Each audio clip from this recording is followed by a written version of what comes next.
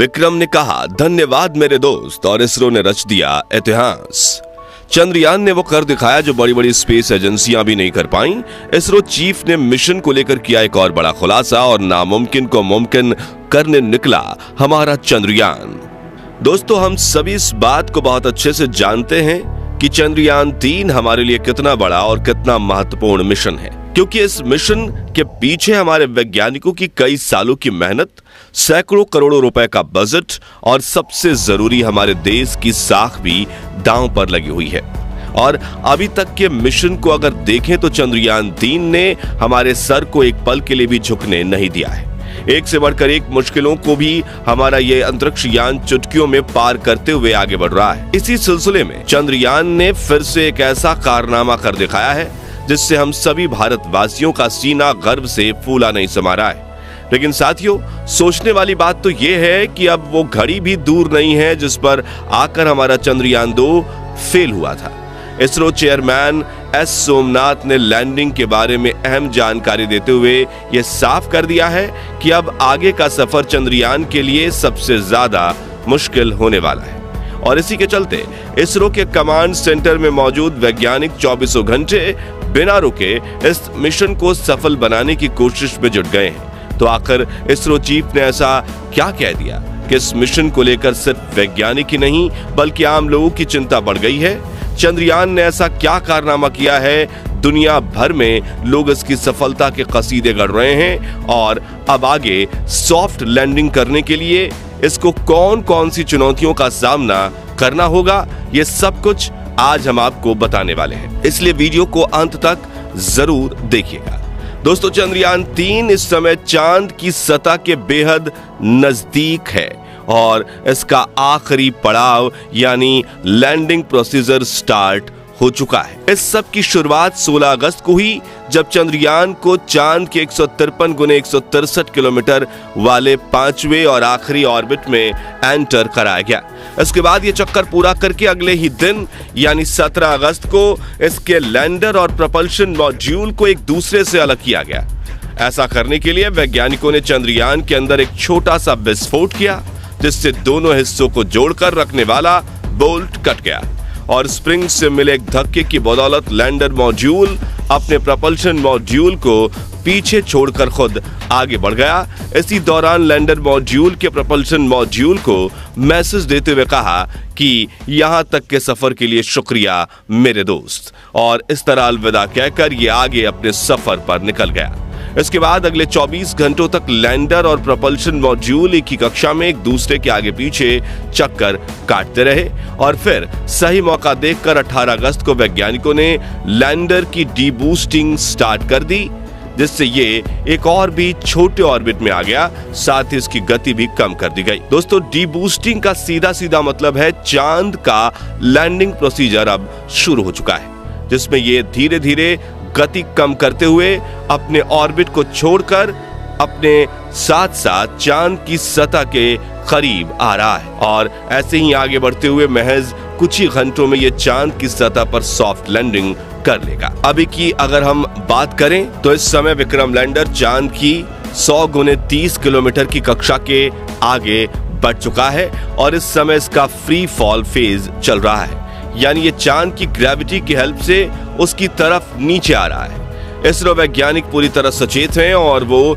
इस पर पल पल नजर रख रहे हैं और खबर भी ले रहे हैं। असल में वैज्ञानिकों को अच्छे से पता है कि चंद्रयान इस समय अपने सबसे क्रिटिकल फेज से गुजर रहा है और इसी को देखते हुए इसके सभी सेंसर्स और इंजन्स अब ऑन कर दिए गए हैं, क्योंकि इम्तिहान की वो घड़ी आ चुकी है जिसका हम पिछले करीब 40 दिनों से इंतजार कर रहे हैं। इस समय चंद्रयान अपने इस पूरे मिशन के सबसे मुश्किल टेस्ट से गुजर रहा है, क्योंकि वर्टिकल लैंडिंग करना और वो भी चांद के दक्षिणी ध्रुव में ये बहुत ज्यादा मुश्किल काम है। अब जिन लोगों को नहीं पता उन्हें हम बता दें कि विक्रम लैंडर चांद की सतह पर वर्टिकली यानी सीधा खड़ा होकर लैंड करने वाला है, जो हॉरिजॉन्टल लैंडिंग की तुलना में काफी ज्यादा मुश्किल होता है। असल में जब किसी यान को वर्टिकली लैंड कराया जाता है तो हवा में उसका सीधा रखना और साथ ही उसकी गति को कंट्रोल करना बहुत ही मुश्किल हो जाता है। इसका कारण यह है कि वर्टिकली नीचे आते हुए यान की रफ्तार काफी ज्यादा तेज हो जाती है। हालांकि पृथ्वी के मुकाबले चांद की ग्रेविटी 6 गुना कम है, लेकिन चांद का वायुमंडल बहुत ज्यादा पतला है, जिसके चलते यहां एयर रेसिस्टेंस ना के बराबर है और इसकी वजह से नीचे गिरते हुए किसी भी ऑब्जेक्ट की स्पीड काफी ज्यादा बढ़ जाती है। इसी लैंडिंग प्रोसीजर को लेकर इसरो चेयरमैन एस सोमनाथ ने भी एक बहुत बड़ी बात कह डाली। उन्होंने कहा कि 30 किलोमीटर की ऊंचाई से नीचे सतह पर आने वाले लैंडर की गति को 0 पर लाना और साथ ही से हॉरिजॉन्टल से वर्टिकल पोजीशन में मोड़ना यह मिशन का सबसे मुश्किल काम है। असल में दोस्तों, चांद की सतह से 30 किलोमीटर की ऊंचाई पर आने तक हमारा विक्रम लैंडर मॉड्यूल हॉरिजॉन्टली ही आगे बढ़ेगा, लेकिन इस पॉइंट पर आकर इसे अपनी पोजीशन या कहीं अपनी अवस्था बदलकर वर्टिकल होना होगा। इसके लिए लैंडर में लगे रेट्रो बूस्टर्स को फायर किया जाएगा, लेकिन यह काम काफी ज्यादा कैलकुलेटिव होने वाला है, क्योंकि बूस्टर्स को अगर आवश्यकता के अनुसार जितनी जरूरत है उतनी मात्रा और उतनी देर तक फायर नहीं किया गया तो लैंडर वर्टिकल नहीं हो पाएगा। वहीं अगर गलती से इंजन्स को जरूरत से ज्यादा पावर से फायर कर दिया गया तो लैंडर पूरा गोल गोल घूम जाएगा और ऐसा होने पर संतुलन खोकर यह क्रैश भी हो सकता है। और मुश्किल यहीं खत्म नहीं होगी, क्योंकि मान लो अगर लैंडर को वर्टिकली सीधा खड़ा भी कर लिया गया तब भी इसकी नीचे गिरने की गति को कंट्रोल करना एक बेहद ही मुश्किल टास्क होगा, क्योंकि सटीक कैलकुलेशन करके इसकी गति को इस हिसाब से कम करना है कि चांद की सतह पर टच डाउन करने से जस्ट पहले ये 0 हो जाए। इन सब के दौरान लैंडिंग साइट को ढूंढना, लैंडिंग के लिए तय की गई जगह ठीक है या नहीं इसका पता लगाना, और अगर जगह ठीक नहीं है तो कोई दूसरी जगह तलाशना, ये सब चीजें भी होती रहेंगी। इसलिए खुद इसरो चीफ ने इसको मिशन का सबसे मुश्किल पड़ाव कहा है और यही वजह है कि वैज्ञानिक दिन रात मेहनत करके एक एक पल इसके हर एक मूवमेंट पर नजर रखे हुए हैं, ताकि कोई छोटी सी गड़बड़ी होने पर भी तुरंत एक्शन लिया जा सके। वैसे हमारे वैज्ञानिक पर हम पूरा भरोसा करते हैं कि जैसे उन्होंने मिशन के पिछले सभी पड़ावों को पार किया, वैसे ही ये इस चैलेंज को भी पार कर लेंगे, क्योंकि एक तो हमारे वैज्ञानिक बहुत ज्यादा काबिल हैं, जिसमें कोई शक की बात नहीं है, और दूसरा इनके पास चंद्रयान 2 के फेलियर का एक्सपीरियंस भी है। आपको बता दें, आज से 4 साल पहले चंद्रयान 2 का विक्रम लैंडर अपने लैंडिंग प्रोसीजर के दौरान ही क्रैश हुआ था। इसलिए इस मिशन में क्या गलतियां पहले हुई और क्या गलतियां अब आगे हो सकती हैं, इन सब के बारे में वैज्ञानिकों को बहुत अच्छे से पता है और अपनी पिछली सभी गलतियों को सुधार कर ही चंद्रयान 3 मिशन को लॉन्च किया गया है। अगर हम चंद्रयान 2 और चंद्रयान 3 के विक्रम लैंडर की आपस में तुलना करें तो इसमें कई बड़े और अहम बदलाव देखने को मिलते हैं। सबसे पहले तो चंद्रयान 3 के लैंडर में 4 इंजन लगाए गए हैं, जबकि चंद्रयान 2 के लैंडर में ये 5 थे।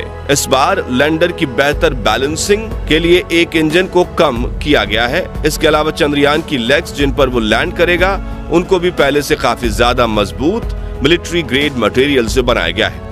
ये लेग्स इतनी मजबूत हैं कि अगर लैंडर किसी वजह से थोड़ी बहुत हार्ड लैंडिंग भी करता है तो ये इसको कुछ भी नुकसान नहीं होगा। इसके अलावा इस बार लैंडर में लेजर डॉपलर वेलोसिटी मीटर यानी LDV और लैंडर हॉरिजॉन्टल वेलोसिटी कैमरा यानी कि LHVC जैसे हाईली एडवांस उपकरणों को लगाया गया है। लेकिन इस फिजिकल एस्पेक्ट्स के अलावा जो सबसे बड़ा बदलाव इस बार हमारे लैंडर में किया गया है वो है ऑन बोर्ड कंप्यूटर सिस्टम।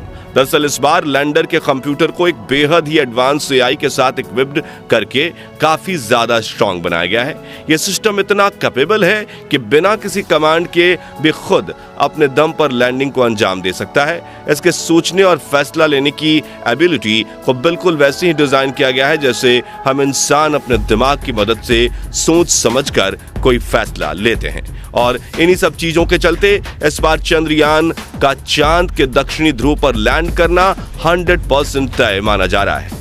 वैसे आप चांद की सरजमी पर भारत का झंडा लहराते हुए देखने के लिए कितने उत्साहित हैं, कमेंट करके जरूर बताइए। बाकी हमारी आज की इस वीडियो में बस इतना ही। वीडियो अच्छी लगी हो तो इसे लाइक और शेयर जरूर करना, और अगर आप चैनल पर नए हैं तो चैनल को सब्सक्राइब, और यदि आप फेसबुक पेज पर हैं तो पेज को फॉलो करना तो बिल्कुल भी ना भूलें। मिलते हैं जल्दी ही ऐसी एक और इंटरेस्टिंग वीडियो के साथ, तब तक के लिए गुड बाय।